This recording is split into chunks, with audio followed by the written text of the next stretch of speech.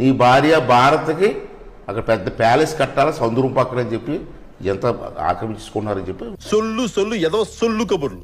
ఒక ప్రభుత్వమే పర్యాటక అనుమతులు ఇస్తుంది, ఒక ప్రభుత్వమే బిల్డింగ్ అనుమతులు ఇస్తుంది, ఒక ప్రభుత్వమే అటవీ అనుమతులు ఇస్తుంది. అన్ని ప్రభుత్వమే ఇస్తున్నప్పుడు అనుమతులు లేవని వెర్రి నాటకాలు ఏంటి? కోర్టుల్లో ఎన్ని రోజుల పాటు నాటకాలు ఆడారు, ఎన్ని రోజుల పాటు దాని మీద కథలు నడిపారు. ఇప్పుడు అనుమతులు లేకపోతే బిల్డింగ్ కూల్చేయాలి కదా. ఇప్పుడు అన్ని అనుమతులు ఉన్నాయి, ప్రభుత్వ భవనం. చదువుకున్న మూర్ఖులు కొంతమంది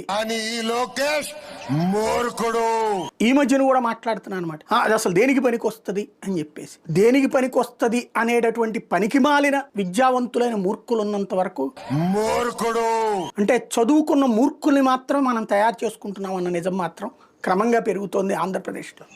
7 బిల్డింగులు కలిపి 450 కోట్ల రూపాయలతో కడితే అది దుర్వినియోగం అని ప్రపంచం మొత్తానికి పచ్చి అబద్ధాలు చెప్పి, అందులో తప్పే ఉంది, అది ఆర్ట్. సుదీర్ఘ కాలం పాటు ప్రజల్ని నమ్మించి అది జగన్ తన సొంతానికి కట్టుకున్నాడు, వాళ్ళ ఆవిడతో తిరగడానికి కట్టుకున్నాడు అని పచ్చి అబద్ధాలతో ప్రజల్ని మోసం చేసి అది ఆర్ట్. ఇప్పుడు అది కాస్త లేదు, అది టూరిజందే, గవర్నమెంట్దే. దీంట్లో tourism department property, government of AP property.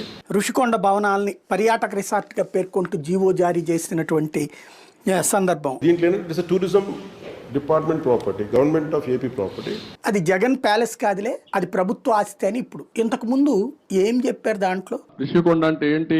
ఋషులు అక్కడ తపస్సులు చేసిన ప్రాంతం. అది ఎన్విరాన్మెంట్ కి విఘాతం కలిగించే విధంగా సొల్లు